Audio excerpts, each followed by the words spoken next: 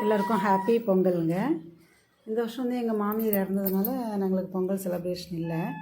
அதனால் வாசலையும் கோலம் போட வேணாம், வீட்லேயும் நாங்கள் பொங்கல் எதுவும் செய்ய மாட்டோம். அப்போது சரி பொங்கல் எதுவும் பண்ண வேண்டாம் அப்படின்னு நினச்சேன். ஆனால் முதல் நாளே வந்து டிவிக்கு வந்து கோலம் போட்டு வைக்கிறோம்க்கா, பெரிய கோலமாக போடுங்க அப்படின்னு சொன்னாங்களா. சரி வழக்கம் போல் கோலம் போடுற வேலையும் வந்துடுச்சு. அதே போல் வீட்டுக்குள்ளேயும் வந்து பார்த்திங்கன்னா நாங்கள் நைட்டு தான் வீட்டு சாமி கும்பிடுவோம். அதனால் காலையிலேருந்து எங்களுக்கு வேலை ஃபுல்லாக இருக்கும் வீட்டில். இந்த வருஷம் அந்த மாதிரி வேலை இல்லை, ஸோ சாமி கும்பிட மாட்டோம். சரி இப்போ அந்த வேலை கொஞ்சம் மிச்சம்னு பார்த்தா அதுக்கும் குறைச்சல் இல்லை. பொங்கல் கொண்டாடலன்னு தான் பேர், ஆனால் வேலைக்கு பஞ்சம் இல்லைங்க. பாருங்கள், காளான் பிரியாணி ரிலேட்டிவ்ஸ்லாம் வந்திருந்தாங்களா, அதனால் காளான் பிரியாணி செஞ்சு வெண்டைக்காய் சாம்பார் வச்சு ரசம் வச்சு,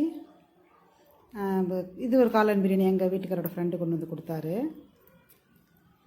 அப்புறம் எங்கள் வீட்டு குட்டி கிருஷ்ணனுக்கு சத்துமாவு கஞ்சி, உருளைக்கிழங்கு பொடி மாசு இது செஞ்சுட்டு திரும்பி சாப்பாடு ஒயிட் ரைஸ் கொஞ்சம் வைக்கணும்.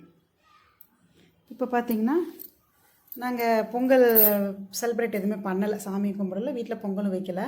எங்கள் நாத்தனார் வீடு வந்து எப்பயுமே வருஷம் கோயிலில் சாமி கும்பிட்டுட்டு பொங்கல் கொண்டு வந்து காலையிலே கொடுத்துருவாங்க. அது மாதிரி அவங்களும் எங்களுக்கு கொண்டு வந்து கொடுத்தாங்க. அப்புறம் எங்கள் தம்பி வீடும் வந்து காலையிலே சாமி கும்பிட்டுருவாங்க. நாங்கள் நைட்டு தான் கும்பிடுவோங்கிறதுனால அவங்களும் காலையிலே கொண்டு வந்து கொடுத்துருவாங்க. அப்புறம் எங்கள் வீட்டுக்கு எதிர்த்து வீட்டுக்காரங்களும் பொங்கல் கொடுத்தாங்க. அப்புறம் எங்கள் வீட்டுக்காரோட ஃப்ரெண்டு வந்து பொங்கல் காளானெல்லாம் கொண்டு வந்து கொடுத்தாரு. அப்புறம் என்னோடய தங்கச்சியும் கொண்டு வந்து பொங்கல் கொடுத்தா. இப்போது நம்ம ஒரு துக்க வீடு, பொங்கல் வைக்க மாட்டோம், செலிப்ரேட் பண்ண மாட்டோம்.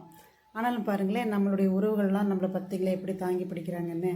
இதுக்கு தான் உறவுகள் வேணுன்றது. இப்போ நமக்கு வந்து ஒரு பொங்கல் கொண்டாடலை அப்படின்ற ஒரு வருத்தமோ ஒரு ஏக்கமோ இல்லாமல் நம்முடைய உறவுகள் பார்த்திங்களா எப்படி சுற்றி நின்று நம்மளை தாங்கி பிடிக்கிறாங்கன்ட்டு. இது என்னுடைய தங்கச்சி.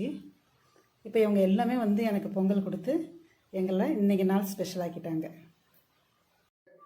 குடும்பத்தோட எல்லாரும் வரணும். பொங்கல் நல்வாழ்த்துக்கள். உனக்கு பொங்கல் நல்வாழ்த்துக்கள்.